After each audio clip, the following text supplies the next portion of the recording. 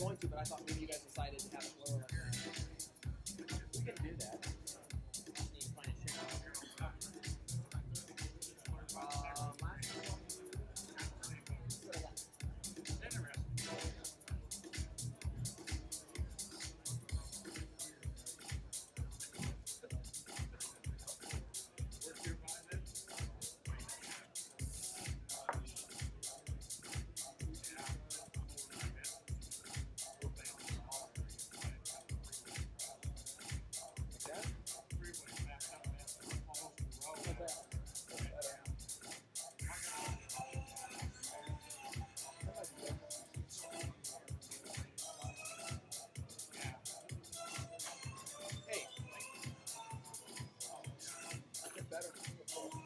That's above head level.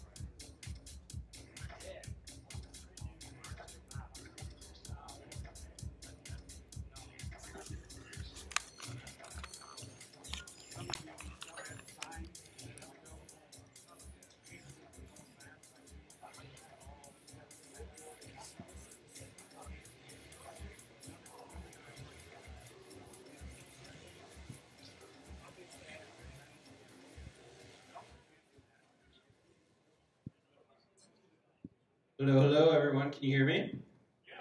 How about you in the back? Can you hear me? Awesome.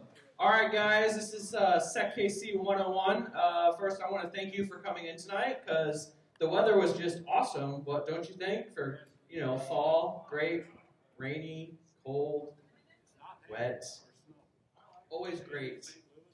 All right, so one thing that you guys should know, this is the largest monthly InfoSec in the world. Second Tuesday of every month, Kansas Hall, right here in Overclock, Kansas, every single month except for December. It's not Wednesday. It is when do we meet, guys? Monday. Did I hear first Monday of the month? Is that Saturday? Second Tuesday of the month is when we meet, guys. Keep that in mind. Don't forget, because you know that and Windows and Microsoft likes to push out all those important updates that you ignore for months. I'm sure our news will cover that on which companies decide to ignore those patches, but that's a different story. So one thing to keep in mind, SecKC happens because of our volunteers and sponsors. Sponsors, they're so hot right now. And tonight's sponsor, which is Security PS. Can I get a big round of applause for Security PS in the back, right back there? Yeah, they're back there. And guess what, guys? Tonight they have a lock picking and a Bluetooth challenge. You can complete these challenges. They are giving away prizes. I was not privileged to what prizes they are giving out, but I'm pretty sure they'll be pretty awesome. So keep that in mind in between the talks. Check out their booth, talk to them, and maybe attempt the pick locking challenge and the Bluetooth challenge. Definitely encourage that. Also, if you're new here, actually, who's never been to SecKC before? First time. Raise your hands up, guys. Yeah. How'd you hear about SecKC? My teacher's going to be presenting tonight. Oh, teacher's presenting tonight. Which talk? Ah, okay. Nice. One thing to note, everyone, including myself, very approachable. Go talk to new people you never met. We're all friendly, even though some of us may not look friendly. We are, I promise. So yeah, if you want to, after we're done talking, you want to come talk to me about, I've been coming here for 2 or 3, 4 years. I lost count now, but it's just been a blast, and every meeting just gets better. It's amazing. So it's awesome. We also have a Slack. Who's heard of Slack? Who has not heard of Slack, actually? Let's do that. Who does not know what Slack is? See? He's a Slacker.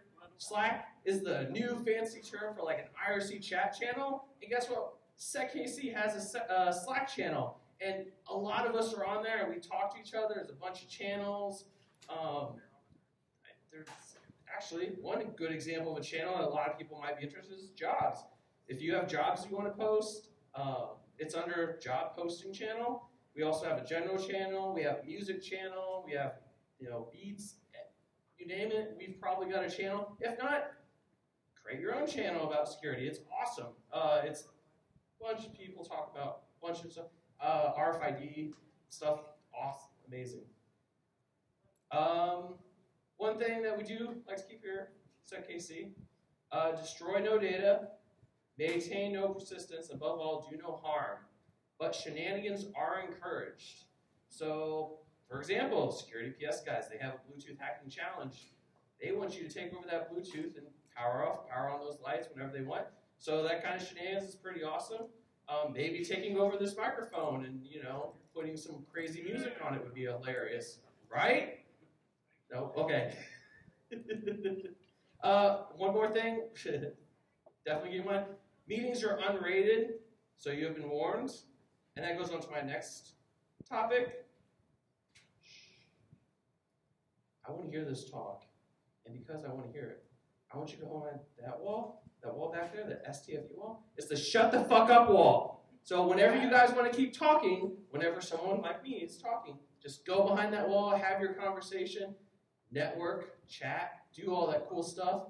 But when there's a talk going on, try to keep it down. That way other people who want to hear the talk can. So that way we're not having a room full of, 100 plus people trying to chat all different topics about, the new, vulnerability that went out or some company, XYZ, that didn't patch their system. Take it behind the wall. Love you guys, but definitely behind the wall. Thank you, Ian. And the other thing I should tell you is, what if I told you that SecKC, the world's largest monthly meetup, but we have our own altcoin. Bitcoin, Litecoin, all that. Dogecoin. SecKC coin is where it's at. You know why? Because you can buy SecKC swag with your altcoin. So it's awesome. You can mine it yourself. You can volunteer, maybe get some coins. It's pretty awesome. And buy SecKC swag, which I think is in our booth back over there. We also accept, real world currencies. But coin.seckc.org, you should check it out. Because that way you just mine your own currency. You can get your own swag for, simple stuff. And knowing about all these new coins and cryptocurrency things that's going on, it's a pretty good learning experience. So when someone says, oh, Bitcoin is doing this and breaking blockchains, you actually know what they're talking about. Because you know what? For the longest time, someone said, hey, what do you know about blockchains? I'm like, I have no idea what you're talking about. And then I just smiled and pretended like I kind of knew, but I didn't. One more thing to keep in mind, guys. State and federal law enforcement officers are encouraged to, and they do, attend SecKC meetings. I won't, point them out or anything, blah, blah, blah. But the big thing to remember is we don't keep a member list or any list of the meeting attendees, so we can't provide any information like, did Bob, was he at SecKC last Tuesday? We'll be like, we don't know. We just assume maybe, but who knows. And pound SecKC is the proper sharing technique. Proper sharing on Twitters and the book faces and the space mice and all that stuff is pound SecKC. Take a picture, share it on the internet because everyone wants to know how cool SecKC is. Here's our agenda for tonight, guys. 4 o'clock. It's already passed, but sure make your excuse time. Like, oh, boss, sorry, I gotta come in today, and I gotta go home early. SecKC night. SecKC 101. Hey, here you are. 6 o'clock. You're learning about SecKC 101 stuff. First meeting, second meeting, 20th meeting. Doesn't matter. You're here. You're having fun. 6:15. SecKC, the open source intel briefing. That's news stuff like that. 6:30 is our first talk. Is it Quebes OS? Is that right? Is that? How do you say the OS name, guys? Cubes. It's not like Quebec.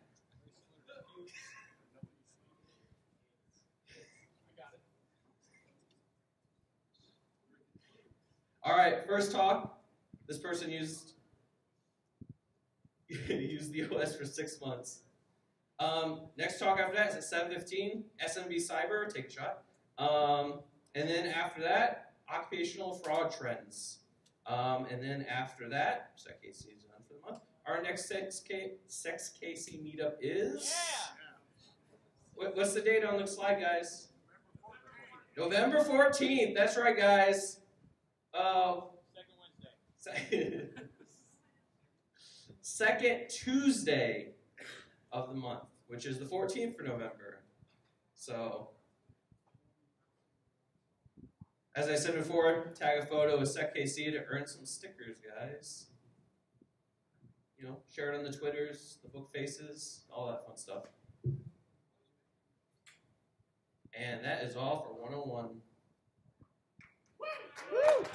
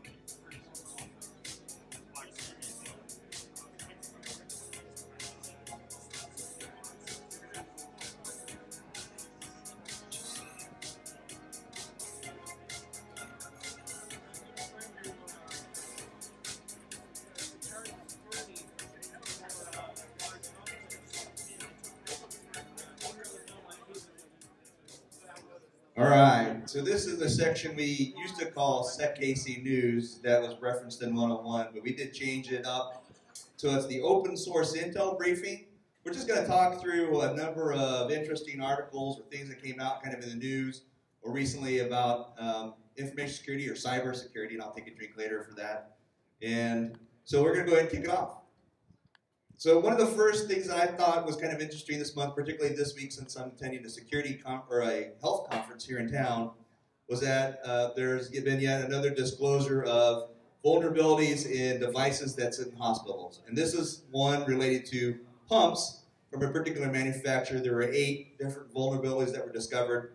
They all allow unauthenticated access to the device, meaning you can basically go in and change a lot of different stuff, but these devices happen to deliver things like, medicine and blood and antibiotics, kind of important stuff maybe in a hospital. So the more important thing that I thought was the comment from the manufacturer said, 1, okay, we know about it. 2, we're going to fix it in 2018. So that's like next year.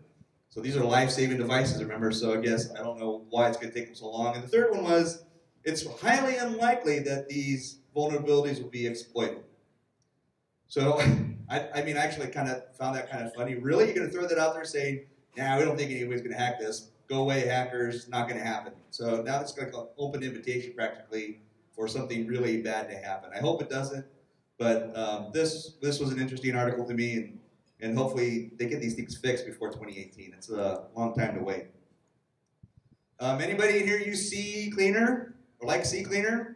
All right. Well, if you downloaded it from a certain period of time earlier this year, from like August to September roughly, someone had gone in and obtained access to their infrastructure and implanted malware on the CCleaner executable. So if you downloaded a couple different versions, I didn't throw the version numbers up here, but it's on their website, you might have malware on your computer. The interesting thing was that the malware only executed if you had admin privileges, but I think a lot of people use it at home. I'm sure a lot of people at home probably are admins on their computer. I think by default that happens. So again, not a good thing. Be careful about what you're downloading, and even stuff that you may trust may be untrustworthy. Anybody care about the SEC in here? They were hacked. Again, I think this is not the first time that they've been hacked, probably the second or third time. They use this, there's a system that they have called Edgar. Anybody heard of that before? If you do any sort of investments or look up research publicly traded companies, it's basically an online system that holds documents for financial disclosures that publicly traded companies must have, right? They feel that the breach, well, when they know the breach happened, it happened quite some time ago, but they recently disclosed that they also feel that the breach was probably used for some illegal stock trades.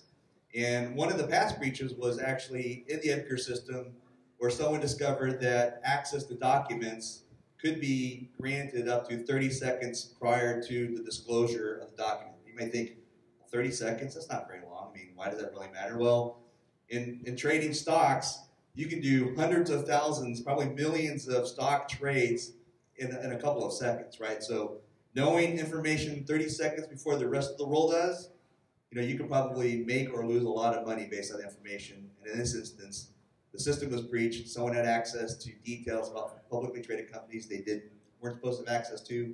Not sure how far the breach goes or what the impact was, but that's out there, and hopefully they'll get it fixed. There's another one that was interesting. So there's a company out there called SBR Tracking. So if you are worried about your vehicle being stolen, you can go pay this company to go ahead and track your vehicle, right? They throw something in there. It's got GPS, connects to a cell network. Kind of let you always know where your car is, it's been locked or not. Well, they use Amazon for their cloud because it's kind of a cloud-based, cool IoT system. And their Amazon S3 instance wasn't properly configured. And so people have been able to view all the records relating to the users who have this vehicle tracking software and hardware in their car. So include a lot of interesting things that you probably wouldn't want bad guys to know. Everything from like your license plate, your VIN number, driver's license number, where it was installed, who installed it, maintenance record, pictures of your car. They know where you've been, where you go, how often you're there. So probably not a good deal. Hopefully they'll get fixed. What also sucks about those is that if you have, so sometimes a car dealership will deem you a risk based on your credit score whenever you're purchasing a vehicle. Some dealerships will require that to be installed on your vehicle, and that's sort of their insurance, like, oh, if I try to, run off without making payments, they can track it down and repo it. So not only does that affect people who were trying to protect their investment, but also it's affecting people who didn't even opt into that service themselves. Good. All right. We know about the Yahoo breach. That was disclosed a long time ago. But they said back then, like 1 in 3 accounts, 1 billion of the 3 billion accounts were affected. Well, they came back and said, yeah, maybe not. It's actually every account was probably affected. So again, the breach data, if you don't remember, include things like email addresses, passwords, birth dates, telephone numbers, and more. So if you have a Yahoo account, 3 bill. Yeah. Well, they're missing 2 billion. That's not a big deal. Plain text passwords? I don't think it was. I guess it was plain text passwords in this one. There's another breach that I think I have in here that was not. It was hashed, but this was plain text. They know all your other accounts, too. Yeah, they know this guy. Anybody have? I guess I have a Mac. So recently, there's been a spate of ransomware going on, or not ransomware, but ransoms going on, where if an attacker, a bad guy out there, was able to get your iCloud username and password, they'd go in and then lock your Mac remotely, put a nice little note on there, hey, if you'll send me $50 in Bitcoins, I'll kindly send you the code to unlock your Mac. So even with two-factor turn on, it actually turns out that you can actually log in iCloud and lock your Mac without even having two-factor authentication. So again, watch your passwords. And I threw this in there. This kind of hit the news last week, and so full disclosure, I work for the company that owns ArcSight. So the Russian kind of hit the news that the Russian government was granted access to view the source code in ArcSight, which is a prevalent security event monitoring system, a SIM that's out there. So there's a third-party company called Echelon that has ties to the Russian military that was hired to go in and evaluate vulnerabilities, et cetera, in the software, the ArcSight software.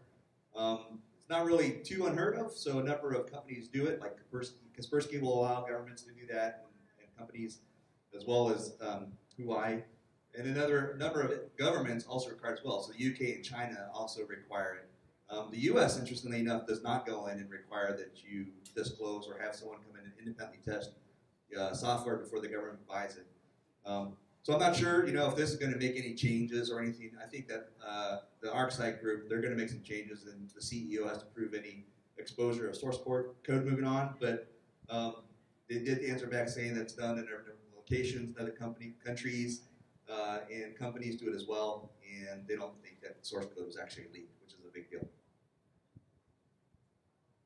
I got the microphone after the stories that I had input on. So here we switch, and I was going to go for that Ignite format. So we're going to see if I can do a little bit of rapid fire here. I'm sorry, I only had time to put in info. There's no spicy memes, no cool pictures. I'm sorry. So let's see if I can do it. 20 seconds per slide. Okay, first and foremost, Hikvision IP cameras. No, these are not cameras made in the South. Ha ha ha, very funny pun. What is sucky about this, though, is that these people do make cameras that are then resold under white labels, so you don't necessarily know whether or not you've purchased a Hikvision camera. But anyway, yeah, backdoor, bad thing. Next slide. Let's see. Dark Overlord Group. They have sent text messages to kids and their parents in Iowa, Montana, Texas, threatening physical harm. That is very bad. That is like a universal truth. Every culture, don't fuck with kids. So it'll be interesting to see what the feds say about that. Next slide. More data breaches. Hooray. What else is new? This time, 2014 Bitly and Kickstarter breaches have gone public. So both of these companies, to their credit, actually did tell their users, hey, look, this happened, change passwords and all that. But now these are public. Big issue being is that people reuse passwords. So again, hopefully people actually change passwords, aren't using them all. This time, Discus was breached in 2012, but actually these guys just figured that out earlier this month on the 5th. Info from as far back as 2007 was exposed. The crazy thing is they say that there's no evidence of authentication being done out of order. Well, of course not. You just figured out that you were breached in 2012. RTSP CCTV scanner, that is a GitHub repo that is available on there. You can scan for CCTV cameras and get some information about them and probably fuck with them a little bit. So kind of an interesting little pen test activity, something to be aware of. If you have CCTV cameras, this is now in Script Kiddie territory for you. Make sure they are secure. There was an article that was released on the dangers of CSV injection, which is kind of interesting. So let's say you've got a form that accepts input, you put in something like that equals CMD, that will actually pop a calc if you open that on Windows in either Excel or Google Drive. More interestingly, that last command there will actually output the contents of that table to some attacker-controlled site. Bad stuff, very interesting. Lately, the Pirate Bay and Showtime have been mining cryptocurrencies with your CPU cycles. This is kind of okay on the Pirate Bay. You can't really bitch. You were going there to illegally download stuff. More interesting from the Showtime sense because you were going there and you presumably paid for that content, so they probably should have asked. That being said, they were going to replace ads, so I say fuck ads. Go ahead, use my CPU support. Sonic was breached as well. America's favorite drive-in, yet another breach. Nobody knows how many customers were affected. We don't know how many stores were affected either, but Brian Krebs has some details on there for you. Who cares? All of our information's gone anyway. Help desk hack source. So this is actually really cool. I would highly recommend checking this out. I don't normally recommend the Medium as a good news source, but basically it's not a vulnerability. It is a misconfiguration of ticket desk helpers. Basically what this person did, one example here is they end up getting access to GitLab's internal Slack by creating a new project that issues you a unique GitLab email, and he gets his issues in the tracker. We've got a academic paper that was released on using HVAC units, so heating cooling units, to exfiltrate data. Basically, you would have an air-gapped host that was infected from the inside with a temperature sensor and some malware, and then the smart HVAC unit is controlled remotely. Temperature fluctuations correspond with data. Really low bit rate, but very interesting. Kind of similar vein here, we've got IR jumping, so that uses IR blinky thingies that you know, night vision cameras, security cameras. Damn, this is hard. Let's see. Yeah, line of sight is your distance there, so yeah. So this is a good one too. Equifax was directing people to a different website, securityequifax2017.com. Unfortunately, the actual domain was equifaxsecurity2017.com. Damn it, Trent, you were so close to having that golden domain. Just 2 digits off. Our very own Trent registered equifaxsecurity17.com. He almost won the nerd lottery. Okay, complete guide to iOS 11 security. This is actually just kind of cool for once. Not actually a bad thing. No doom and gloom. Really just a document giving you information, again, on your passcodes, Touch ID, Face ID if you're baller enough to have an iPhone X. That's awesome. There's a whole lot of stuff. Interesting thing is control center buttons. So it's now got like a 3-stage on-off, kind of off thing. Way over on that slide. Click screw, it screws with CPU cycles, basically manipulates power management hardware, doesn't have any security protections in there. You mess with that, you end up spiking the CPU, causes errors. They can lead to information disclosure. They ended up grabbing some secret key off of Google Nexus 6, I believe. And then finally, nobody really trusts the NSA. The International Standards Organization went ahead and said, fuck off. We don't believe in either of these algorithms that you've proposed. Bruce Schneer doesn't believe in it either. Again, that's just kind of interesting that the ISO said, no way. Damn. That's all I got, I think. Yep.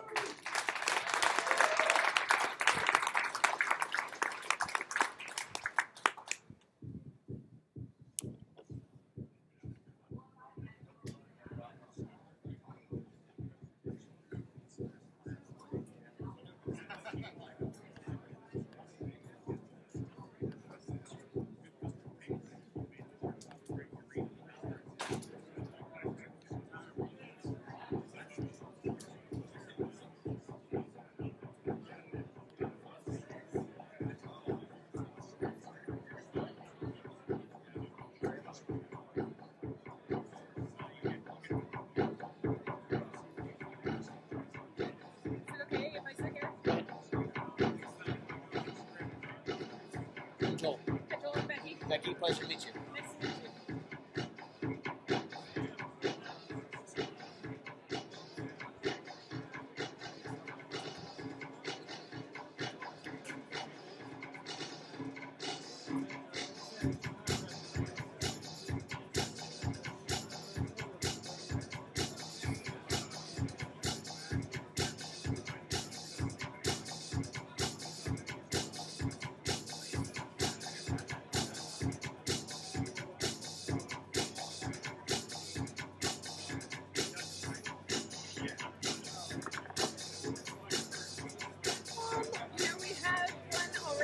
I would like to have it, so we bought the parts to Yeah, try to make Bill it brought a happen. whole bunch of them here and left them up here, so they'll announce it shortly. That's awesome. Thank you. My daughter crafted. All right, how's everybody doing tonight? Having a good time? We're trying something new. Obviously, we're on this platform, and everybody's really quiet. I don't know if I like it or not. You do? You like quiet? This is a party, damn it. No? Okay. We have a number of great talks lined up for tonight.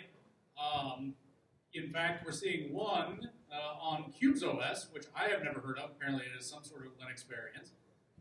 And it is quirky, yet somehow managed to work with HDMI and the projector, which is blowing my mind after the DEF CON that I had.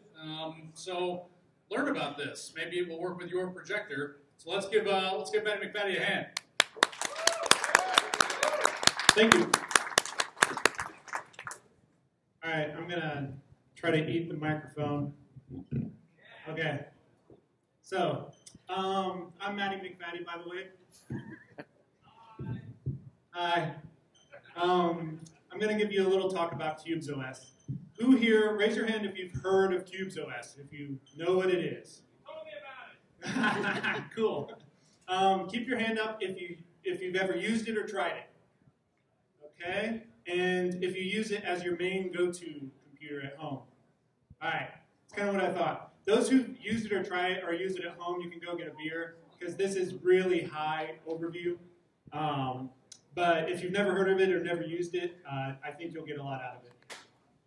So the story of Cubes and my love affair with Cubes started when I realized that if someone wants to own you, they're going to. I don't know why I put that quote in quotation marks because I said it, but it makes it seem more legit. Last year I was on an engagement and I was trying to get a reverse shell. I kept uploading a Metasploit payload and antivirus kept shooting me down. And I said, I can't get this. I got remote code, but I can't get the shell. And Alex said, well, just write your own shell. Duh. And so I whipped up a shell in Python, uploaded it. I got a reverse shell. Antivirus couldn't catch it. And I was like, wow, that's really easy. Like, hackers have, and I'm not even that good. If I can do it, someone else can do it to me. And couple that with the fact, have you guys heard of the 25% rule with phishing? Like, the phishing companies that send out phishing emails, no matter how much training they give, the percentage never drops below 25%. Meaning a quarter of the time, someone somewhere is going to fall for a phishing attack. So you couple those two things together, and the bottom line is, if someone directly targets you, you're going to get owned. So last year I was traveling, and I realized I did everything with one machine. I was watching Netflix, I was doing client engagements, I was putting all my vacation photos on there, and it scared the heck out of me. I realized all my eggs were in one basket. So I realized that segmentation is kind of the best way to protect my separate interests, because hackers are after your data, right? They don't care about your computer. Well, they kind of care about your computer, but they're after what's on your computer. So how do you get segmentation? How do you separate the stuff? One way is sandboxing. Sandboxing doesn't really work well, though, because it shares a monolithic kernel. So if you pop the kernel, all your sandboxes are at risk. So they get all your goodies. Why not just run a bunch of VMs, like through VMware or VirtualBox? Problem with that is VirtualBox is designed with ease of use in mind, not with security in mind. Have you ever plugged in a USB thumb drive to VirtualBox that says, hey, do you want to use that on your client? Sure, here you go. Have you ever, they share hard drives, share files, they share a network adapter, so it's not really built with security in mind. There was a recent talk at DerbyCon about, it's called Houdini Hypervisor, and they showed guest OS is stealing the clipboard from the host OS. So all that to say, the clipboard's not secure, the drives aren't secure, it's not built with security in mind. I think it can be hardened, but it's just designed to be easy. And one option is having two separate machines, one for your home, one for your work. I think if you're not using something like Cubes, this is a good option, But since you can't copy paste between your home and work machines, you often end up, well, I just need to log into GChat real quick from my work machine, or oh, I need that email from work. I'm gonna log into my work email from home. So the lines get kind of blurry because you can't share information between them. So what's a nerd to do? Well, Cubes OS comes to the rescue. Cubes OS is a security-focused operating system based on Linux and Zen, and it provides security through compartmentalization. So it has separate VMs for everything. It has everything you want in a hardened operating system. Things like mandatory full disk encryption. It's got anti-evil maid protection in the BIOS, Tor network access through Unix, and it's designed with the idea that a motivated attacker will get you if you're being targeted. And you can see from this quote, Edward Snowden likes it. So he's like public enemy number one. If someone's getting targeted, it's him. Best of all, it was developed by a female. Joanna Rutkowska is a super smart cryptographer. So Cubes has some cred. Some basics. Like I said, everything's segmented in separate domains. So you see I've got a hypervisor that you never really interact with. On the bottom left here, I have my work virtual machine. That's got things like my email, web browsing, and then Burp Suite for penetration testing. Then separate from that, I've got my personal VM where I do web browsing, listen to music, play games. Does anyone play Angry Birds anymore? Is that even a thing? I just got a picture of a game. I don't know. And then untrusted VMs like for content you don't trust. But Cubes takes it one step further. Let's get crazy. Let's put the network on a separate VM and the firewall on a separate VM. Let's put storage on a separate VM. So, you know, maybe WannaCry or some sort of storage attack won't affect it. It'll be trapped in that VM. And let's put USB on a separate VM. So things like rubber ducky attacks, other things like that are trapped in that USB VM. And then the entire GUI is controlled by what's called domain 0. And that's a separate VM which has no internet or USB access at all, controlling the whole thing. So you can see it's not just segmented, it's hyper segmented. So let's see how it works. This is Cubes that you're looking at right now. We're going to start with this Cubes VM manager. Think of this as like your task manager in Windows. On the left here, you see all the different virtual machines that I have, and there's a lot of them. There's a whole heck of a lot of them. This little icon here shows whether or not it's started. It's got a template, which I'll explain in a little bit, CPU usage, memory, and hard disk size. Domain 0 is kind of what you're looking at now. It controls the entire GUI, like the start menu here, different desktops. All this stuff is controlled through domain 0. And it's kind of annoying, but you cannot install any software really into domain 0.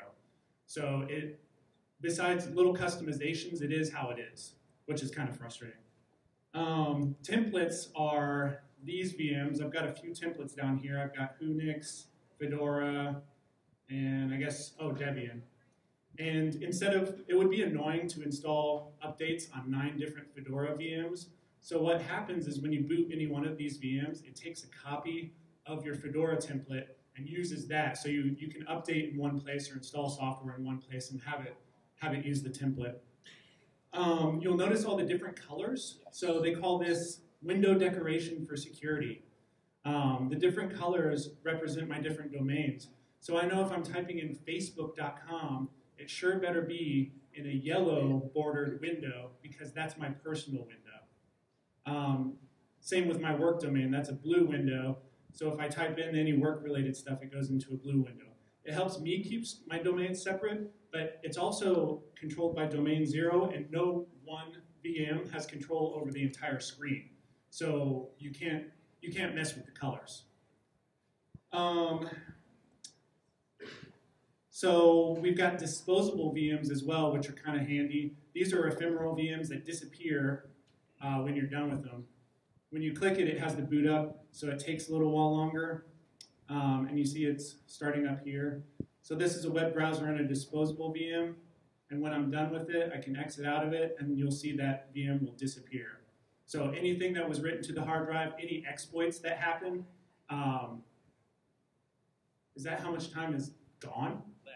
Left. I have 19 minutes left? Whoa. Okay. I thought I only had 20 minutes. I was like trying to burn through this. Okay, I'm going to slow down then. We've got hardware VMs as well. No, my mistake. My bad. I can't math. Is my time up? Oh. You guys are messing with me. So hardware VMs are more like a traditional VM. I've got things like Windows and Ubuntu and Kali Linux on hardware VMs here. And this is what really sold me on it. It's got what's called seamless GUI mode with Windows. So I can run Microsoft Word in a Windows VM, and it's working seamlessly with my Cubes GUI.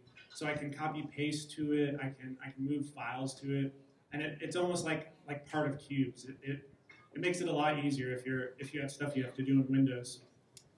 USB VM is where all of my USB devices go when I plug them in. If I need to use a USB device on another VM, I have to assign it manually. So I have to say, okay, this memory card can go to my personal VM, or this webcam can go to my work VM. Network VMs are these guys here. I've got a couple.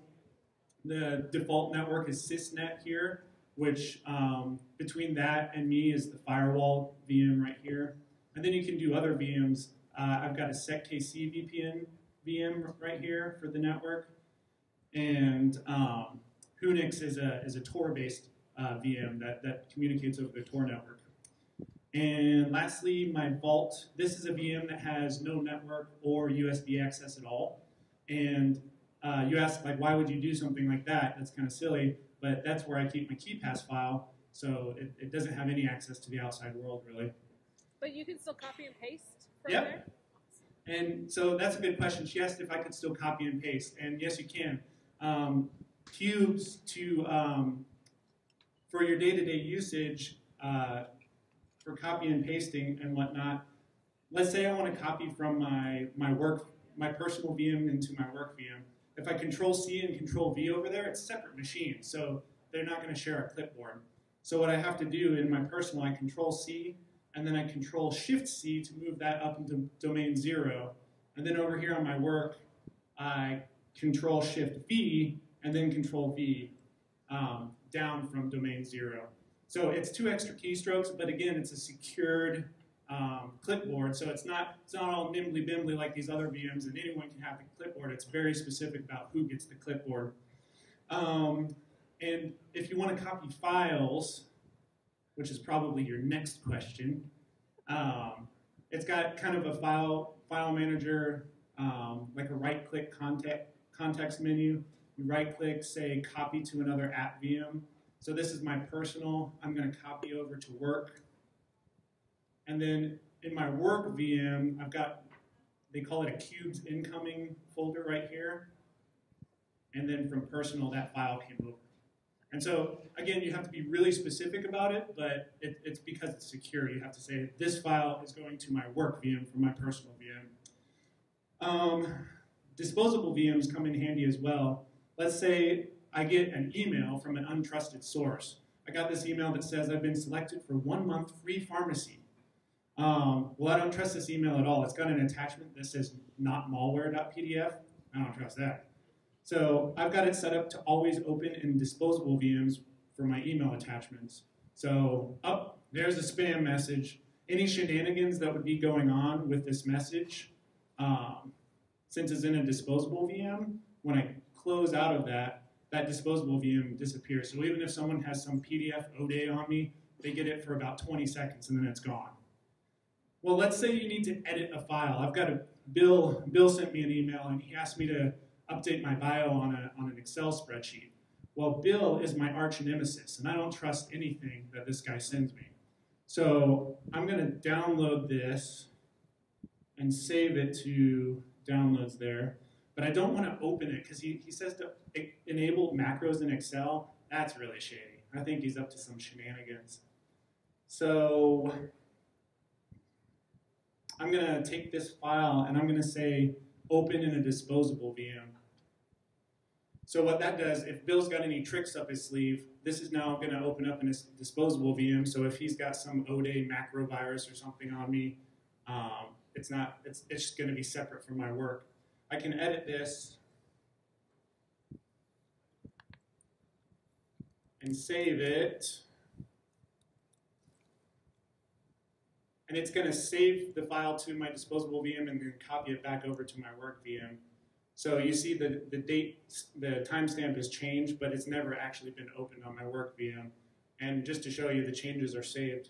So Bill's file never ran in my work VM. Okay, let's get real crazy in the time I have left. You can do some really cool stuff with the network. So all of my VMs by default use the default firewall here. But let's say you want to use SecKC VPN, for example. I'm going to right-click, go to my network VM, say use SecKC. OK. And then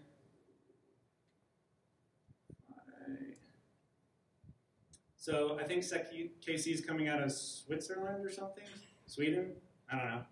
Their VPN's coming out of somewhere weird. But that's a different IP than the Kansas Hall IP that we're on right here. And Hunix is a similar network VM, but that communicates over the Tor network. So similarly, on my Hunix VM, the reason it's separate, instead of just having the Tor browser bundled together, is so that if anyone runs like a Tor browser ODay that tries to get your actual IP address, this is a separate VM. It doesn't have an IP address except for the local IP. So that's kind of a way to protect you against decloaking attacks. But you can see that I've got my SecKC VPN right here. I've got Tor over here.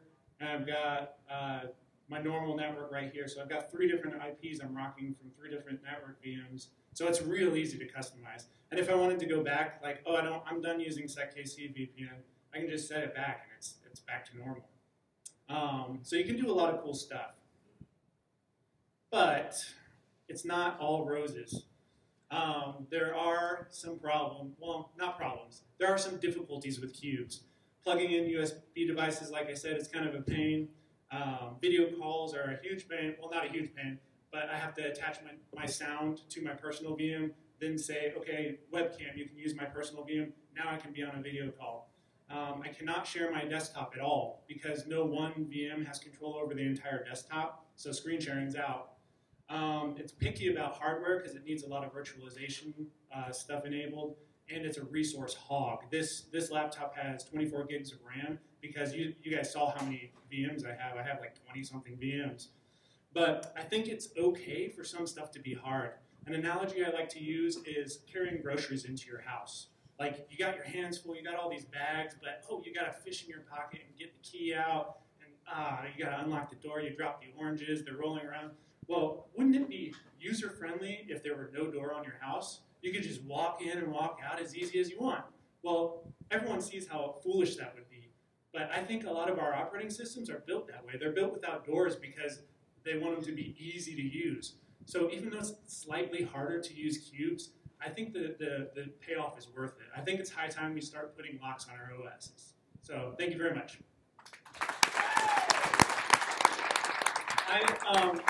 I don't know if I have time for questions, but I'm going to get behind the Stufu wall if you guys want to come up and ask me any questions.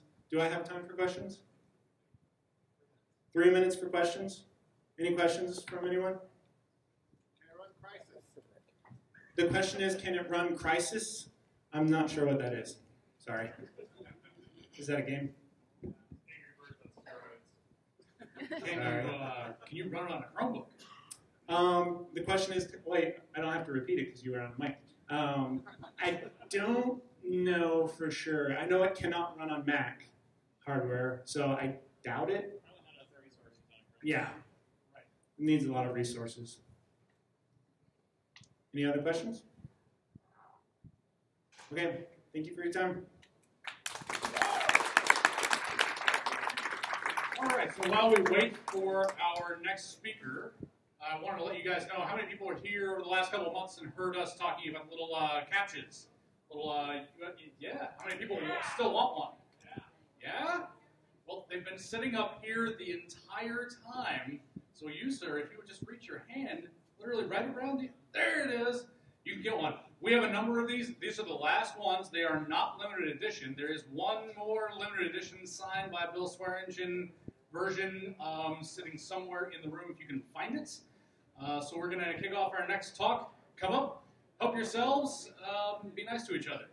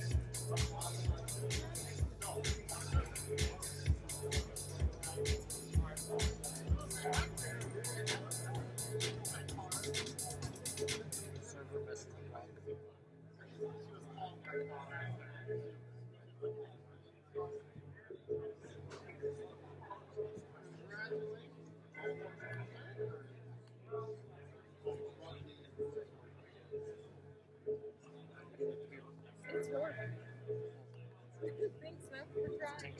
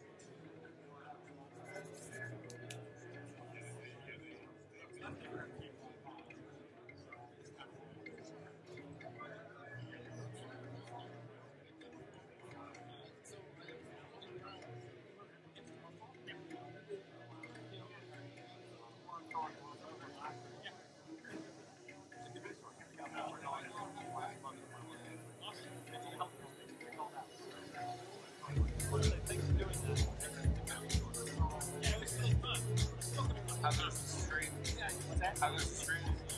How goes the stream? It'd be nice to have a good quality camera to work with. Right? We got what we got. Yeah. Yeah, I've been looking for other cameras. It's hard to get.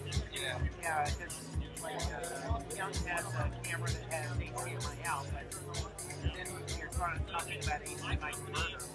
That's like $100. I know there's one that's like 1 in out.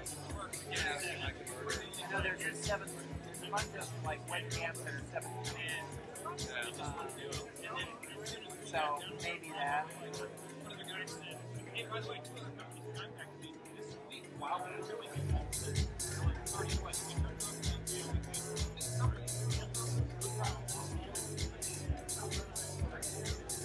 One on the left. One on the left.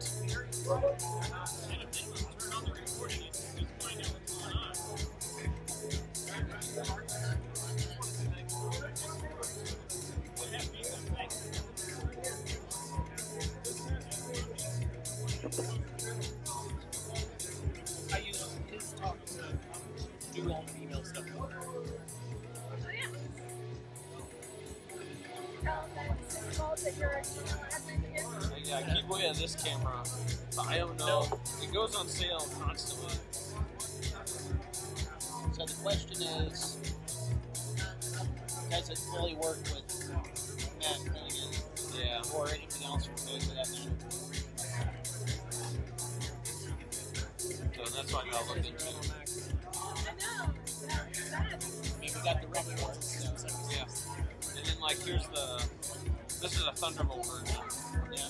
With, like HDMI in. That's sweet. And You install the hardware support. yeah. So it's not just that it's running Linux. Yeah. But it's running. A whole bunch more conversations. It's going to be about drivers. Yeah, and there's Thunderbolt out. There's an HDMI one as well. So I think that can easily do 720, if not 1080. Because Blythe has it. He has the Thunderbolt one.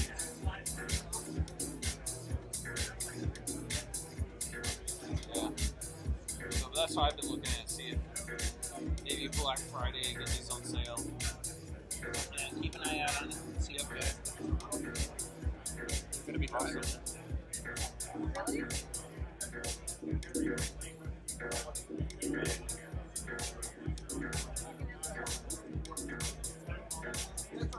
Sad you trust me. A little bit.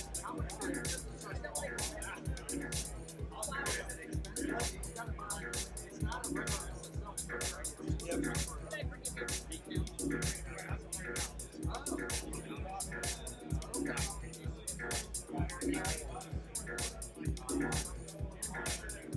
I think it's a cool ponytail on the dude. Yeah. It still has strong tail.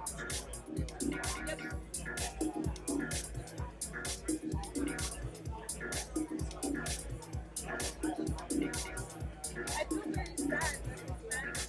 Maybe stickers on it. Maybe it's working out. Written with a bunch of stickers on this word on top.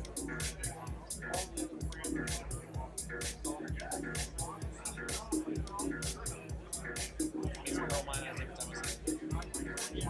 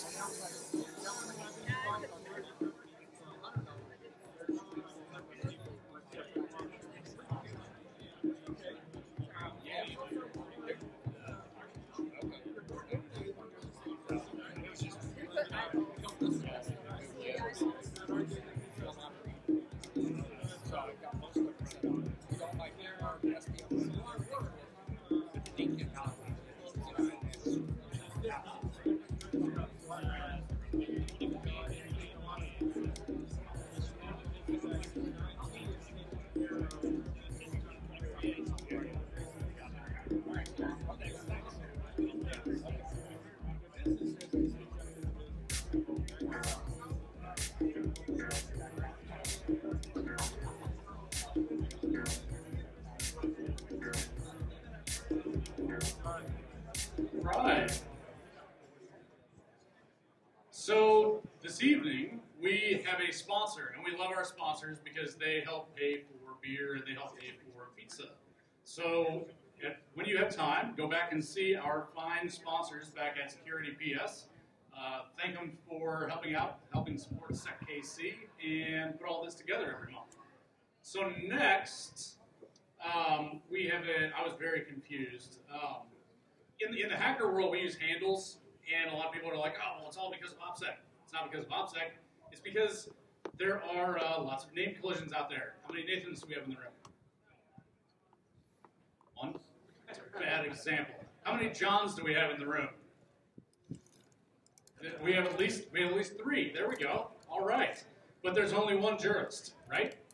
And there's also only one chicken. We have the chicken up here. And he's going to talk about small and medium-sized business cyber stuff, which will apply for anybody that is working under a limited budget with cranky management. Let's give him a big round of applause. Thank you. It is super cool to get to be with you guys tonight, and that was actually a spot-on introduction there, because that is exactly what we're going to be talking about. So my name is Nathan. On Slack, I'm known as the Fitness Chicken, and we are going to look tonight, spend about the next 20 minutes or so, looking at the state of cybersecurity in the small to medium business space. Now, my direct experience is going to be with the small business aspect of that, and so I really can't speak directly to organizations that are in that 250 employees on up. But those that are below that, yeah, we have stuff we can talk about. I don't like to spend a lot of time at the beginning of a talk introducing myself, because ultimately when we get to the end, you guys are going to decide, you're going to either be like total clown or competent. And I don't think there's anything I can say at this point that's really going to affect that. So ultimately, I'm just going to tell you, I'm my kid's dad. And one of my kids, the one that's in your, lower right, made the cookies tonight. So I was really proud of her for taking that on and bringing that. So anyways, she did good work. So Abby delivered on that. I want to start off with some examples here. So let's kind of set the table a little bit for what cybersecurity looks like in a small business. And I'm going to be painting this picture with a really large brush tonight.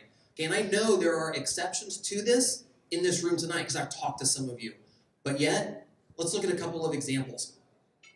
First off, this was a number of years ago, I had an owner of a company, okay, 35, 40 employees, something like that.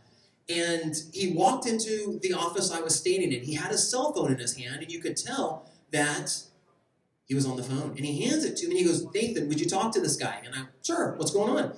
He goes, "So he called me, and there's a problem with our website." Okay, I didn't know about this. And he's trying to help me fix it. Okay, you know, the red flags are starting to go up. Now get this. The next thing he told me was, he's trying to log into an account, and I've tried every password I can think of, but we can't get it to work. And I was just like, oh no, like, why did you stop at yours? Did you try your wife's? Like, why are we limiting the scope of the damage here? First example. Second example, this happened 3 weeks ago. I got an email from a lady that I work with an organization, probably 30 to 50 employees, something like that. She says, "Nathan, is this still our admin password?" Sure enough, next line, domain admin password, right there in the email. That's bad news, but it gets better. I'm like, well, you know, I mean, you got to acknowledge it. So I'm like, yes, note to self, time to change password, all that. And then I realized that there was a little FW on that email chain. I'm like, let's see what the history on this is. So there's a new employee. The new employee is running up against a UAC prompt. So we provided the domain admin password in this email chain to the new employee to try to get past the UAC prompt. Guys, that's the state of cybersecurity in small businesses now. So when you were sitting at Thanksgiving dinner and Uncle Ernie talks about how his auto body shop is running, you can realize this is probably the kind of stuff that's happening there, or Aunt Sally's beauty salon. It's a real disaster. Like, I like walking into a small business and seeing the iPads with the swipes on them, because I'm like, okay, I feel a little bit comfortable. But man, if it's a Windows machine, like, I wonder which card I want to change out here, because I'm going to be cycling this number probably in about 3 weeks. It's just a really, really, really bad news. So let's look at the whys behind this. And there's 3 reasons that cybersecurity is such a disaster in most small businesses. First of all, it's expensive. It is absolutely expensive. I was attending, it was the ISSA meeting from a couple of weeks ago, and it was presented by Carbon Black. Okay, so great product, you know, no problem with them, not making fun of them at all. But he spent the whole presentation saying, antivirus is dead. We have a new model, right? He's selling application whitelisting, okay? We read between the lines. At the end of the presentation, I said, hey, I work with small businesses. What are you seeing in the adoption for small businesses with this application whitelisting? Okay, remember, antivirus is dead. Oh, if you have less than 100 seats, we don't talk to you. But the good news is that we just acquired an antivirus company. What? Like, really? This is where things are at. I had Logarithm call me recently. They said, we want to talk to you about your SOC. Okay. I'm like, well, I joined a club. It's called the SOC Club. I get a new pair every month. Just hits the credit card. That's all I know about SOCs. What do you know about them? Okay. We don't get cool toys like that in the small business environment. Secondly, there is No compelling regulation. Now, I'm a fan of minimal rules, let people be adults and make the right decision. I know, my worldview is very flawed, but there's no compelling regulation. Some of you are probably sitting out there thinking, wait a minute, what about PCI? In a small business environment, when I walk into an organization to help them with PCI, the whole goal is scope reduction. Like, we want PCI to have as little effect on that organization as possible. Everything possible, that's out of scope. That's out of scope. Really, you have this? If we do this, we take it out of scope. You don't have to worry about it anymore. I had a conversation in a hallway with an executive who's looked me in the eye and said, Nathan, this PCI stuff's crazy. There's no way other businesses are doing this. There's no way. Like, we're not going down that road. And I'm like, well, actually, I think other businesses are, but it's not having an impact. Same with HIPAA with small providers as well. Lastly, minimal executive influence. Man, you guys are really quiet tonight. Do you realize that? Really, really quiet. That's okay, but it's just weird. Anyways, if you work for an organization like DST or Cerner, okay, that CISO or that senior compliance officer, they are groomed, they are picked because that is their passion. In a small business, well, IT kind of falls under maybe the administrative, maybe the office manager gets it. And cybersecurity, well, that's maybe not quite as important as figuring out how to provide a new computer to the staff members every 5 years. Like, that's what you really are concerned about from a budget standpoint. Everything else is like, well, we really don't have the ability to look at that. I'm going to say, Wayne presented on this, 6 months ago or something like that. I'm going to say cyber insurance is actually making things worse. Because now when I present something to a client and I say, hey, can we talk about funding for this? Kind of talk through it. They're like, no, we don't need to do that. We have cyber insurance. I'm like, okay. Do you realize 4 questions, little check boxes, is what it takes to get a cyber rider against your building policy? 4 check boxes. Do you have a firewall? I mean, right, that's probably a helpful question, but who doesn't? There's no quantifying. There's no technology listed. Do you have a firewall? Like, are you really running a business without NAT? Yes, you have a firewall. Do you have an antivirus? Is it updated? That's valid because I worked at the place not too many years ago. I don't know if any of you remember IBM actually had an antivirus where the update definition files were distributed via floppy disk via inter-office envelope. So it's a valid question. Do you back up? I mean, literally 4 questions, check boxes. There's no verification. There's nothing that pushes anybody towards a best practice. If you back up and you have sort of an antivirus, we're good, and we'll write you this policy. And really, most people don't even know what their policy covers or what it does for them.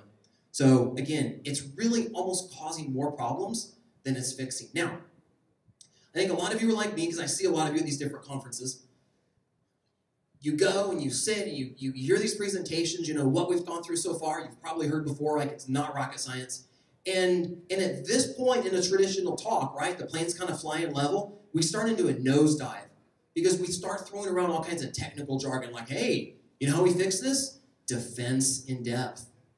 Okay, I've studied for the CISSP, I've heard that. Layered security. If you guys were at Secure World, then you know I'm making fun of Secure World keynote with that picture right there, right? We spent our lunchtime learning about castles at Secure World. It just takes us nosedive, but let's not do that. Instead, let's be really specific about stuff. Let's be really specific. Let's start off with an example of something that doesn't work. 2-factor authentication, right? We all know this is a wonderful thing. It's a really good deal. Sure, we should probably avoid the whole SMS because of the whole SIM swap, SIM theft thing, but it's better than nothing. But maybe you guys are better with acronyms than I am, but we can do the app, and we can do the time-based, token-based, whatever that acronym is, and it's great. And we can train our users on how to do 2-factor authentication. Okay, hold that thought. Microsoft made $270+ million on Office recently. Like the article I was reading didn't really quantify that. I don't know if that's last fiscal year or when that was or anything. They made a ton of money. And of that, they probably invested like $180K in developing new versions of Office. What is the flagship app in Microsoft Office? It's Outlook. Right? Everybody runs Outlook. And I know we got a lot of Linux users in this room. Okay, you guys are probably running Mutt and really proud of it. But we all know that when you are ready to redline productivity, like when you are really going to crank the workout, you boot a Windows VM up and you run Outlook. I mean, everybody runs Outlook. Outlook does not work with Microsoft's 2-factor authentication. Oh, it works on webmail. But who uses Office 365 webmail? If you're doing webmail, you're a G Suite user. It's irrelevant. So it really only applies to the admins. So if we try to start locking down and providing enhanced access, then we have to have a conversation with users on application passwords. Hey, here's how two-factor works, but it doesn't work here. So I have another password. Can I pick it? No, you can't pick it. It's got to generate. Why can't I pick it? Well, because this other password, you have this other password, and that's linked to two-factor. We have a different password. Yeah, so where can I use this password? We'll use it everywhere. Well, can I write it down? Well, you're not going to remember it. I mean, it's like, it's just this downward spiral. Who knows how to create application passwords in Office 365? It's not that hard. But having that conversation with an end user that doesn't get security, that doesn't get virtualization, that doesn't get all these terms, it's a spiral. It's a downward spiral. So this is an example of how something that a small business can afford doesn't even work for them. Like, we can't even two-factor Outlook, which is a pretty critical application. Now, no, this is not a selfie. So as an IT consultant, then what do we do? Cybersecurity is not on the radar. You know, as an IT consultant in small businesses, I'm pretty much told, hey, Nathan, go do a good job. So I'm going to say that there is this gray area, that there is this slack space that I operate in. Okay, it's not heavily regulated. It is not something where I'm being given granular direction, like if you're in a larger, you know, you're working in a NOC or a SIM or something like that. I mean, your job responsibilities are pretty nailed down. Small businesses are totally different. Totally different. There's a guy that's an IT provider for a local company that it's a fast food restaurant. So he is highly valued as the IT provider for them until one of their chain restaurants has somebody call in at lunch, and then he's dispatched to make sandwiches. And then he's pulled back off that, and he's put back on his very valued job as IT provider for this organization. Small business is just different. So if you're me, what do? Like, how do you move this bar forward? So we're going to go through, and we're going to look very specifically, again, not rocket science, but low-hanging fruit. What are the things that I walk into an organization and look for? If you're in my shoes, you likely can come up with like maybe 7 of these 9 things. Like if we just like, hey, you know, what do you like to look for? What can you do? These are going to be things that you can do in a small business to actually move that bar forward without a mandate from executives, without really nice capital and operating funding, just things that you can kind of clean up as you go. First of all, let's get rid of local admin. This is a total given in most organizations. I know some of you here have managed to get that removed from your users, but this is a really, really tough thing. This is a really tough thing to do because people don't like to hit walls.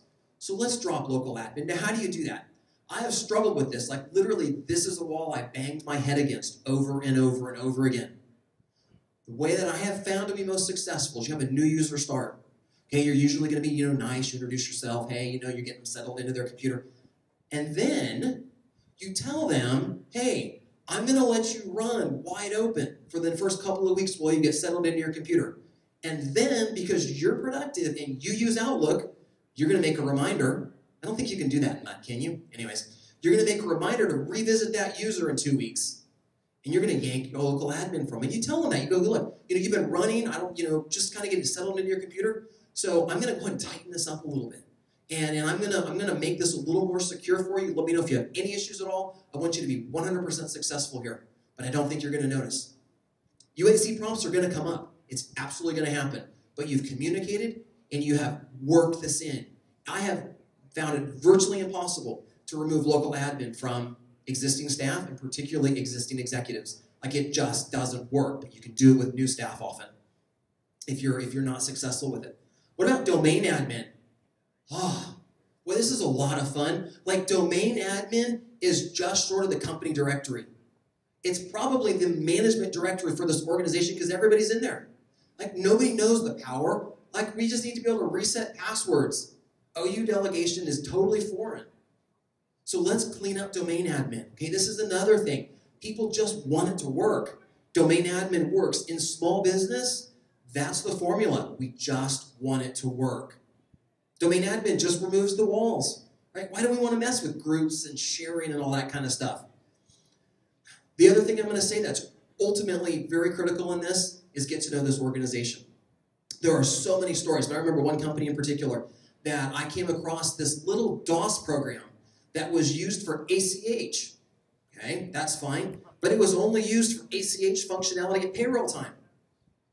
That was a pretty big deal. I'm like, how does it work? Who runs this? Who knows anything about it? Do we have a contact at the bank for this? No, I don't know. So really dig into that organization and find out. Now, before you laugh at me, okay, I'm going to blame NIST on this because I was doing some research for this, and this is literally one of their leading things is in a small business from a cybersecurity standpoint, 7621 says use surge protectors. Okay, that's great. What about DLP, data loss prevention? Again, people in small businesses don't like to hit walls. They don't understand it because they're all powerful, especially executives. But most organizations are going to have, let's say, some really important spreadsheets. Maybe it's a customer list. Maybe it's an employee list, something like that. What about feeding that data into the DLP? Like you may not be able to just mass block credit card and socials and stuff like that because maybe they really want to be able to email out bank routing numbers or something like that. Okay, still not a good idea, but man, it's amazing how much of that stuff's going to cross with a credit card or a social. But you can do something. In a small business, so much of what happens is just stupidity. It's just people don't know, they don't think. So can we use the free DLP that's there in order to protect on that? And we got a patch. Do you realize that the greatest thing that protects you from Windows compromise is Windows Update? That's really scary. And Windows Update breaks, I mean, it's just like more often than Outlook. Windows Update is a real weak link in this whole chain. So I'm sorry, but I mean, if you're not doing anything, you need to at least be doing WSYS. And I know it's painful. I run it. I currently run it. But I've had really bad luck with convincing clients to buy into an RMM. You know, most of these remote machine management tools will do patching, third-party patching, and all that. It's great. But I have trouble convincing my clients on the value of that. So I'm stuck with WSYS at different times. Most small businesses' firewalls, this is their egress, right? It's really easy. It doesn't take up much space. But this is something that you can tighten up. Like, you don't have to go to management in order to get approval for this. You can tighten up the egress route. You don't have to really do anything. You can get this tightened up. Do we really need unlimited outbound DNS? Do we really need an outbound unlimited SMTP? We can tighten that up. We can scale it back a little bit. So again, as soon as I get my hands on that firewall, I already know what I'm going to see on the outbound. PCI requires this. But remember, our whole goal with PCI is make it not apply. So kind of have to work a little bit with that. One of the interesting things that I found with small business is that if you ask to do something like, hey, I want to update this or do whatever, there's pushback. They're like, well, we need to let's talk about that. But if I walk in and ask to clean something up, oh yeah, please, thank you, we really appreciate that. So what can you clean up? Remember, security, complexity is the enemy of security, right? We've all heard that. Well, there's probably some truth in that. So let's clean things up. I was looking at an organization recently that had a group policy, which was pretty important, that disabled PowerShell, really tightened it up. You know, everything has to be signed. It was this great group policy. And it was applied on an OU with only user accounts in it. Now, that group policy applies to computers. So applying it to an OU with only users means it was doing nothing. So let's clean this up. Again, getting permission to clean up is a really, really, really important thing. Like, it's usually, sure, absolutely, thanks, and you go for it. Alert management. You know, we can get tone deaf to stuff. Some of you guys that work in your Sims and you blue teamers and all that, like, you're good at that. But the rest of us get tone deaf to alerts. So do we turn them off? Like, would you know if there was a computer in your organization that was constantly being reinfected? If there was something persistent, you had this rolling battle between your antivirus? Sometimes you do, sometimes you don't. This is one of the ways for you to demonstrate to management that you were totally on top of things, is if you're telling them, hey, you know, we keep getting this alert from this computer, man, I'm having to keep working on this, and I'm going to wipe it, whatever. But do you have your alert management tuned to the point that you're not tone deaf and you're actually able to be responsive. Because I get tone deaf. I mean, there was one time that I was getting like 60 backup emails a day. And I went, I can't do this. And I did that about the same time that I realized one of the servers hadn't backed up in 3 months, because nobody's going to notice if they don't get 1 out of 60 emails. That just doesn't stand out to you. So get your alerts tuned in such a way. So from a Slack standpoint, okay, from this gray area that you operate, that I operate in, you know, where it's black and white. Nathan, you know, do a good job for us. Like, let's just do this. There's not a lot of direction given. One of the things that you need to pull out into the open and get out in the sunlight is the backup policy. So this is crazy important, because there is nothing that is more misunderstood than backups when it comes between me as a service provider and an executive. So get this out and write it down. I've had people ask me to restore files from 6 months ago. Oh, we have 3 weeks. Why do we only have 3 weeks? Because you didn't want to buy more equipment. But I need this file back. I deleted it like 6 months ago. It was like around Christmas, and we don't have it. So what are you doing then? You're like combing old computers, like, is it in an offline files cache or something like that? It's so inefficient. So document it. One of the biggest things you need to document is what does it take to recover? What do we need to do? If your RAID controller on your server or your SAN totally blows up and you lose every bit of data across that array, what does it take to actually get back up and running? The executives need to know this. Here's the challenge with that. In a small business, you don't have a lab, so you ultimately don't know. So it's an educated guess. Tell them that.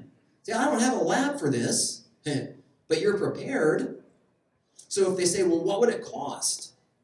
Always be prepared with numbers. You would be amazed at what is approved in a knee-jerk response. I've had things that I have asked management to approve. I said, hey, can we replace this? It's getting old. We're not getting the performance out of it. You know, we're nearing end of life on this. The manufacturer just sunsetted it. You know, it's mothballed.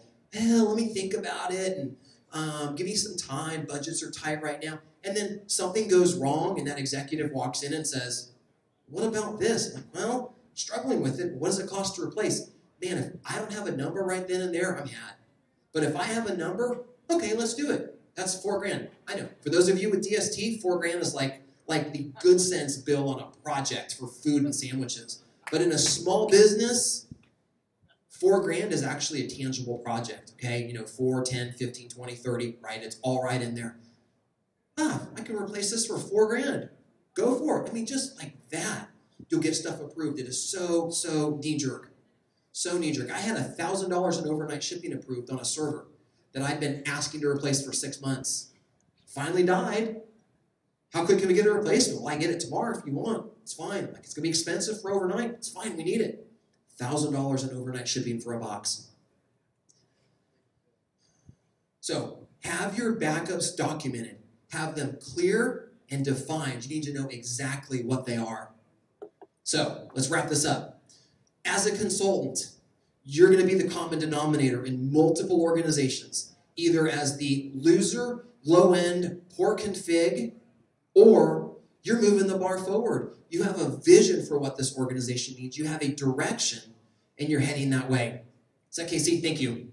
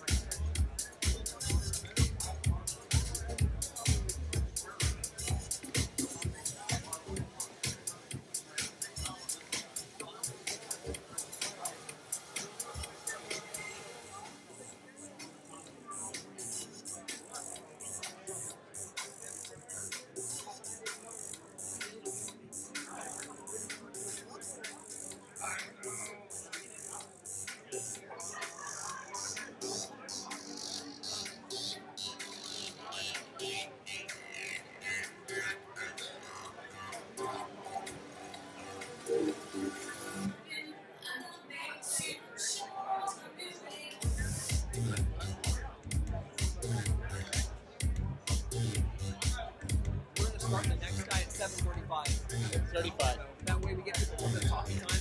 Okay. But nobody's really like, it's all, yeah.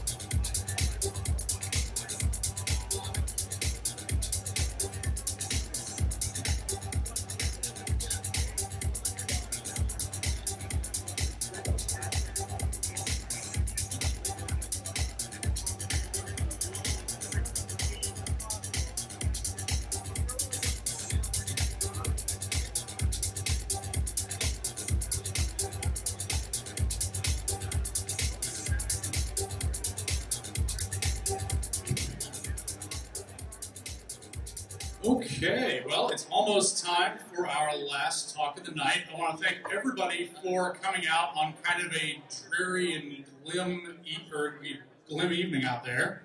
Hope you guys had a good time. Once again, thanks to our sponsors, Security PS. Whenever this talk wraps up, we've got the place till 9, so hang out, buy some drinks, and tip the bartenders. And we'll definitely see you guys next month on November 14th, right? But next, we want to bring up our final speaker because at SecKC, we like colleges of all sizes. Large colleges, small colleges, colleges in Columbia, junior colleges in Lawrence. So with that, I wanted to bring up Professor Henshin, who is going to talk to us about occupational fraud this evening. Let's give him a welcome to the stage.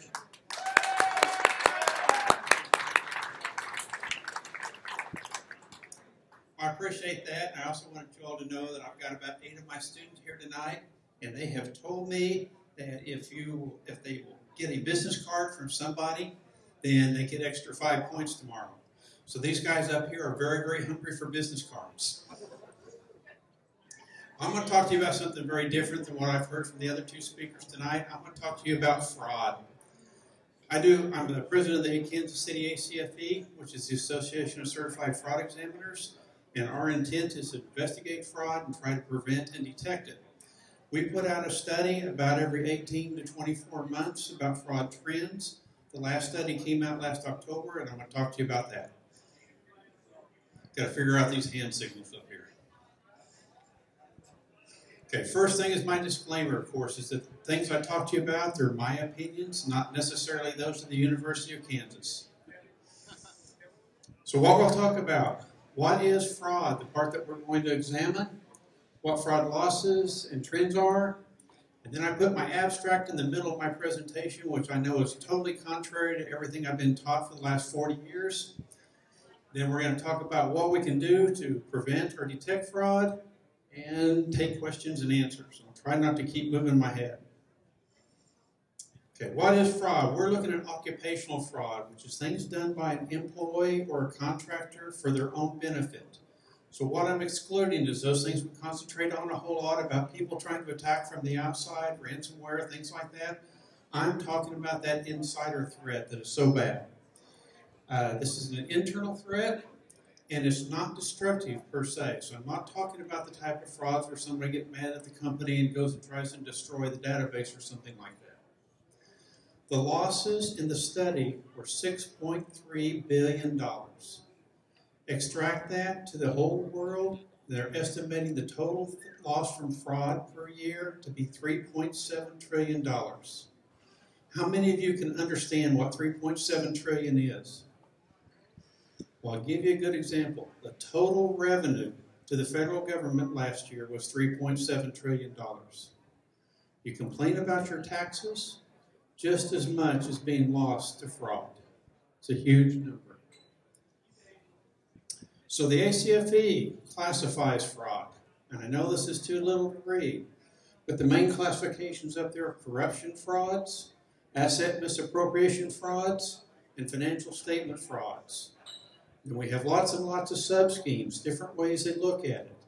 What we normally want to do when we're trying to stop fraud is look at these different schemes and think about them and how they could happen in our company and what we might possibly do against them.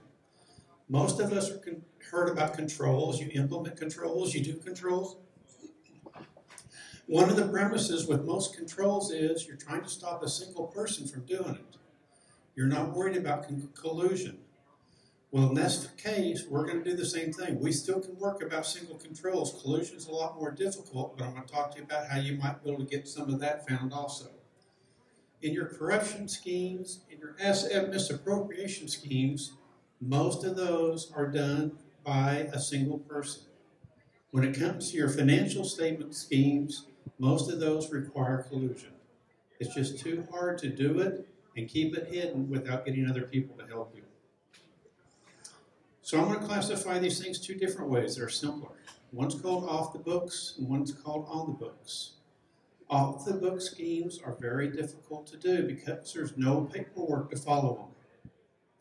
That's the same thing as when somebody decides to come into the convenience store, buys a tank of gas, hands the cashier the money, they stick it in their pocket. If they never ring it up on the register, that's off the books. On the other hand, if you sold something to somebody, put it in, when they tried to pay off the receivables, you pocketed the cash and then wrote off the amount of your receivables, that's on the books. There's something to find, something to follow. Both frauds exist, but one's a lot more difficult to follow than the other. So how do you commit fraud? Sometimes you think this is difficult, it's not. My favorite fraud I investigated was a guy who wrote himself a check. Just sat down, he was a controller, wrote a check. You'd think he'd get caught real fast, right? It's a little bit simple, more complicated than that, because what he had is he had a dormant account. The company had no longer been using the account, but it had like $40,000 of outstanding checks in it that were probably never ever going to clear. So what bank reconciliation is done every month? None. There's no activity on the books. It's essentially moved off the books because all those checks are out there. So he wrote himself a check for $5,000 and almost got away with it. Another common one is people cheat on their expense reports all the time. People will turn in a receipt one week with their meal ticket from a place like this, and then turn in the credit card receipt for the same meal on the next expense report. Or if you have that wonderful little thing that says, oh, we don't need a receipt if it's under $25, how many taxi fares did the people take that cost $24? How many times do they go to McDonald's and charge up $24? Because they stay right under that limit. And how do we find them, and is that important? If somebody's stealing $24, something you're worried about, want to go chase down? And then the IT-related one, something I hope fits this bill a little more, is what happens with the equipment you take out of service? We replace somebody's laptop every 3, 4, 5 years. Where does it go? The accounting department's written it off. It's fully depreciated. It's sitting in the IT room, taking up space, gathering dust. Did you properly sell it? Did you donate it? Or did your staff pick it up and walk out the door with it and sell it on eBay? Simple frauds. What gets a little more tough? And I'm talking normally to people in accounting departments and not IT like us, but once you have the company pay your bill, it's not that hard really. The company already has a vendor set up like KCPL. Bring in your electric bill. Run it through the system. Do you know how many companies? Yes, we have approvals for things that we're purchasing, but things like utilities, there's no approvals required. It's a normal monthly bill. They're just expensive. When it get a little more difficult, have the company buy your stuff. One fraud I worked on was the IT director. Whenever he wanted to buy stuff, he bought about 3 or 4 times what was necessary for the job. Nobody questioned him because he was the authority. Nobody knew what the stuff really was because they're not IT people. But he'd have it delivered. He'd put 3/4 of it in his trunk and sell it on eBay. The other 1/4 got put in there. Fraud's not that difficult. Then we get into a few of the tougher frauds. We got things like kickbacks and refunds. How hard is it for someone in IT who's controlling the spending to make sure that whoever he buys the stuff from, he gets 10% back into his own personal account? Or gets a free vacation to Hawaii?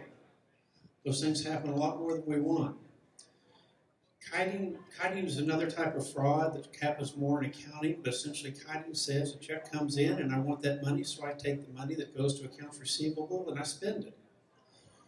However, I happen to know that if I don't cover anything, that person who paid that money in is not going to be happy in the future, because in the future, they're going to get a statement that says they owe it, and they know they paid it. Well, I don't want that to happen, so I take the next customer's money and use it to pay off his accounts receivable so he's not unhappy. And that leaves me another customer who's going to get unhappy in the future, plus any customers whose other money I took. But kiting is essentially taking the current payments on PayPal and applying them to other people to continually keep hiding the money you're taking. Third category, ghost employees. The ghost employee is somebody who doesn't work for the company. We like to think, oh, that's not too tough because somebody has to get into our payroll system and they have to set this person up. And we've got controls to stop that. Somebody has to review it. But isn't a simpler type of ghost employee is find somebody who recently quit or was fired and hijack their account, go in and delete them to make them a current employee, and to change their direct deposit to an account that's yours. So rather than take something that's unusual and brand new employee nobody's heard of, use somebody whose name is known, is not going to raise flags when it goes across. But ghost employees exist, very similar to fake vendors. Fake vendors are the same thing. We've gone in and we set up all these controls and said, we're not going to let you create a vendor that is new because we're going to have all these people look at it, make sure they exist. But why not find a vendor that already exists and just make a few modifications to make it yours? Find somebody that's not being used very much, i.e., we had a big seminar down in Las Vegas last year. We set up vendors to pay in Las Vegas. They're already set up in the system, and we're not going back to Las Vegas for 3 years. So start running bills through that name. It happens more than you want to admit. And there's lots of other payroll schemes that can happen. We can sit there and decide to sit there and change somebody's salary. You can have some collusion with your boss to where your boss allows you to put extra time on your check that's not really your time. You didn't work it. And what's going to happen with all that? You split it with your boss. He gets half, you get half. How do you catch these things? There's lots of ways to do it. We can sit around and come up with different controls and different things to look at all day long, but you're still going to miss it. I like to relate this to trying to come up with the perfect bonus plan. How do I come up with a bonus plan with anybody to make sure that you do what's best for the company in the long run? Normally, whatever I put in there, you're going to do your work to get your bonus and not do your work to make the company in the best benefit. And the last category I have up here is financial statement fraud. This normally happens with collusion because, as I said before, one person is hard to do it and keep it covered. But a lot of times about this one is you get into this without realizing it. So what's going to happen here is we decide we don't have enough money. We don't have the profitability we need this quarter. So I come into the IT person and say, we got to do something different. We're running up too much expenses. What I'd like you to do is, we're capitalizing all the expenses of this new software over here. Why don't you take some of the people who over there are working on the help desk and charge them to this asset? That'll reduce our expenses this quarter, make us look better, and really not hurting anything. We're spending the same money either way. Doesn't sound like that terrible an idea. So you go ahead and do that. But then the next quarter, things haven't gotten any better. We're still short of money. So they come down there and ask you to do something more. They say, well, you know what? You've got your entire department here, all the networking people. Part of what they're doing is related to this new software we're developing. We need you to take all that cost and put it in there and say it's all capitalized assets. We're moving stuff out of expenses and onto our balance sheet to make things look better, when the reality is nothing is different. And if you start refusing, what happens?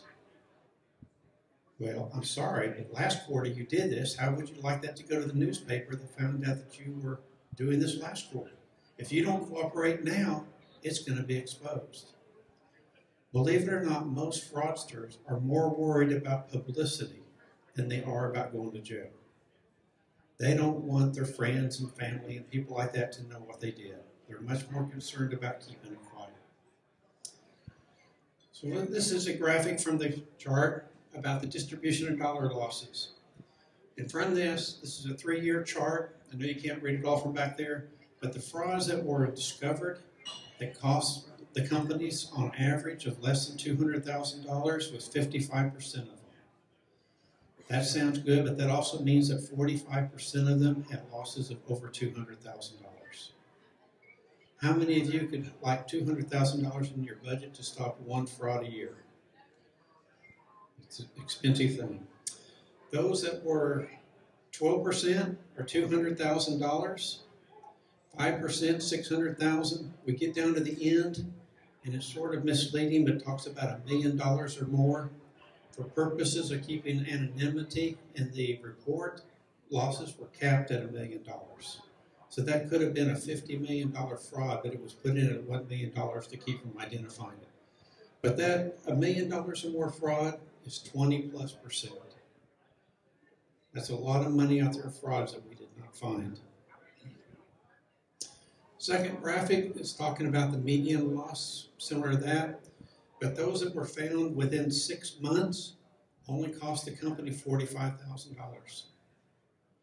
And that related to 26% of the frauds in total.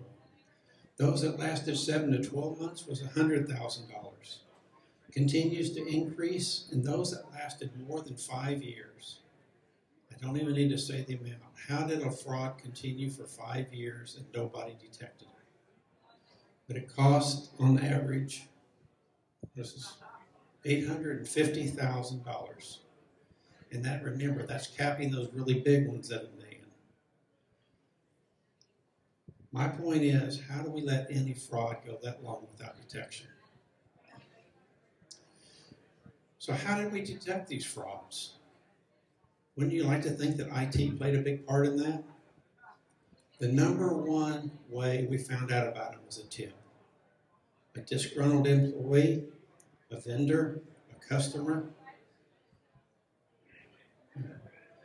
Sometimes it includes law enforcement there, but that's a separate one. But normally it's a tip from another employee, but sometimes a customer or vendor. That related to 40+% of our total identifications of fraud. What happened to all of our work? The second most prevalent answer up there was internal audit. And they found around 14 to 16% of the frauds over the 3-year period. Management review was the next caption. What happened to us in IT? We're second from the bottom. Our IT controls was the first detection method on 1.1% of the frauds.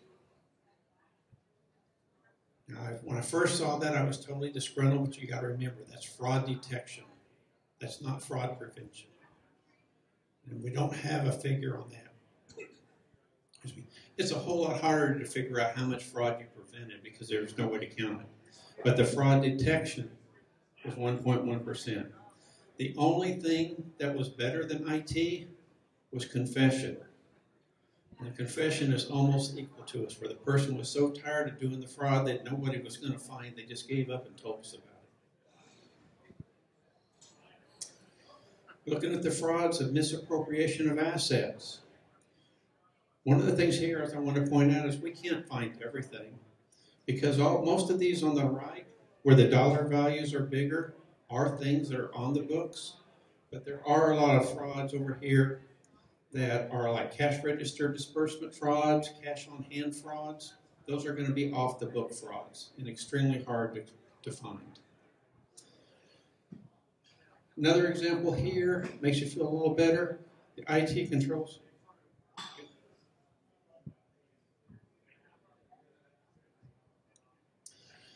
The IT controls, where we said we didn't find very many of them, the ones we did find, on average, were within 6 months of when they started. And so the cost of them was $150,000. The financial statement frauds are the ones on the very far end, and a lot of those were notified by police. Wouldn't it be nice? Don't you feel good when police comes to your company to tell you that something's gone wrong, to tell you you've had that breach? So here's my abstract, and why we're here tonight talking. $150,000 is a median loss to these frauds. That's $150,000 a year that you could be spending to prevent one single fraud in your company. And how do you find them? It's an old story. 1952, Donald Cressy came up with this fraud triangle. Almost every single fraud contains these 3 attributes. Pressure. What does a person need to get money? It could be simple. It could be health insurance. It could be a divorce. It could be gambling debts. but the person needs some reason to get money. The second thing is rationalization. You can't just steal from somebody without feeling like it's okay. But rationalization is still not that difficult. Rationalization could be, I should have got that promotion. I needed a bigger raise. You only gave me 2%. I should have had 5% of a raise. And then the third side of the triangle is opportunity. Does that person have the chance to do it? And that opportunity, we can stop some of that by making sure we secure things down to where they can't do it. But the people who commit the very biggest frauds are the most trusted people in the company. And they're trusted with the check signing. They're trusted with the wire transfers. They're trusted with approving the payrolls. The people who have been there, who are trusted, you're not going to be able to put controls and stop that stuff. Somebody has to do it. But what we're trying to look for is these three traits. And so many times you talk to people and say, oh, I knew something was wrong. I knew that guy couldn't afford those cars. Or that guy was always bringing in gifts every week and giving them to everybody. The information's right in front of us, but we're not awake enough to look at it, see it. So what do you look for? That's what we're going to talk about in the next slide. What do you look for to see these traits and what somebody's doing? The next thing is when to report it and how to report it. Do you have a hotline? The number one way we found this stuff out was by tip. Where do tips come from? Hotlines. Phone hotlines, web hotlines, any way you can do to get it. A lot of companies have hotlines and the employees don't even know it. Make it known and make them feel comfortable using it. Design those protection mechanisms and design detection mechanisms, because the sooner you find the fraud, the less it will cost you. And the last thing is a culture. The culture in the company, which we can't change very well, matters a lot. If you see that the CEO, the CFO, the top people are not very ethical, you're going to have a hard time pushing this all the way down. Because if they don't care, the employees aren't going to care as much. So these are some of the red flags that you'll see. Does the presentation get sent out? Okay. Presentation will be available to you all so you can see them later. That first one is living beyond their means. These are red flags. It doesn't mean that person's committing fraud. But if you see somebody who's driving cars not normal for what you expect their payroll to be, take a look at it. If they move into a house where they can't do it, if they're constantly taking big, expensive vacations, look at it. Doesn't mean that their spouse doesn't make a lot of money. Doesn't mean that they just inherited a lot of money. But it's something to look at for investigation. The second item is financial difficulties. Water cooler talk. Who's struggling, getting a divorce, has big medical bills, can't afford their daughter's wedding, anything like that. Look at it. Unusually close associations with a vendor. Sounds unusual, but when you go through their expense reports, if you're taking a vendor to lunch and you're buying the lunch, something's wrong. The vendor should be buying your customer's lunch. If you're buying the vendor's lunch, is there a kickback involved? And it goes on and on. Different things up here, complained about inadequate pay, but these are all the red flags you should consider with people. As part of it's water cooler talk. What can we do in IT? Review of emails. Did that say no red flags is a red flag? Right in the middle? Right in the middle says 8.8% of the cases there was no behavioral red flag identified. Okay, look at emails, and this is controversial because we got a lot of privacy concerns.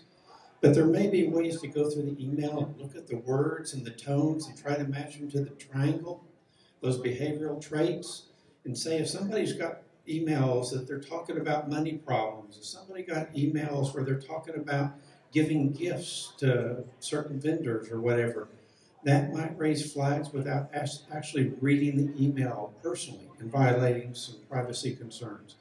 But we need to consider emails and the electronic text messages within the companies, the same type of thing. Look at network logs. When are people transferring data? If you look and you've got employees who are transferring large amounts of data overnight, what are they sending out? Look at their internet browser usage. Are they checking their bank statement every day? And even if you're looking at that internet thing, what if they're looking at eBay all day long? Are they selling your computer equipment on you? Look at their computer usage patterns. When are they in the office doing things? A lot of times when you're looking at people who've written checks to themselves that they shouldn't have, they're being written on Saturdays or evenings or holidays. So look at those unusual patterns and see what you can find.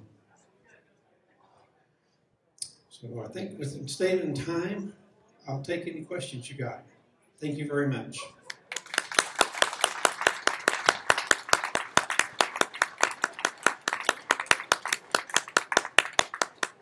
Right back behind. Yeah, I have a question about what might classify as fraud. So, like, say it's a smaller company and the people, the big bosses there are kind of the owners of the company. Would that, like, at what point would that be fraud with what they're entitled to do or not? Interesting question. A lot of it depends on what you're where you're going with it. But there's things like I've seen companies that very deliberately understate their inventory, which means if they understate their inventory, they're understating their income at the same time. And to do that, what are they doing? They're committing tax fraud. If they go the other way, if they're deliberately overstating their inventory, therefore overstating their income, what are they doing? They're probably committing fraud with the bank to show that they have assets and income that they don't have to support their loans. But the question can come up a lot of times that I see is, what happens when you're at work and you decide you need a pencil for home and you pick up a pencil and take it home? Is that fraud? Technically, yes. If your intention was to steal it, it is there. But should somebody fire their employee for stealing a pencil? Logic has to take over somewhere and come into that place. Does that answer your question? Anybody else? Is this taught at the bachelor's level or the graduate level? And is this part of the general accounting program, or is it specific to a forensic accounting program? Well, to be honest with you, most of my stuff comes from me being the president of the Kansas City Association of Certified Fraud Examiners. This is not specific to any program at Kansas University. We do have a cybersecurity certificate there, and I teach a class on cyber forensics that talks about computer forensics, but that was not the gist of my presentation.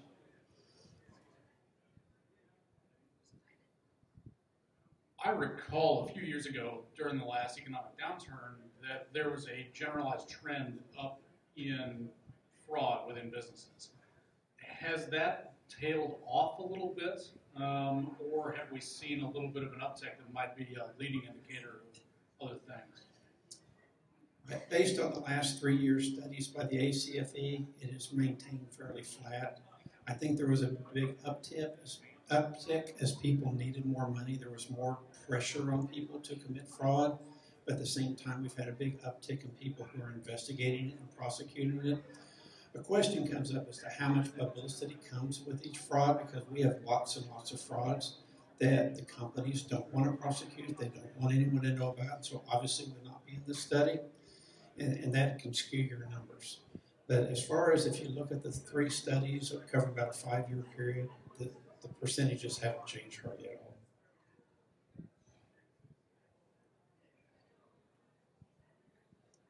Anybody else? Well, let's thank the professor again.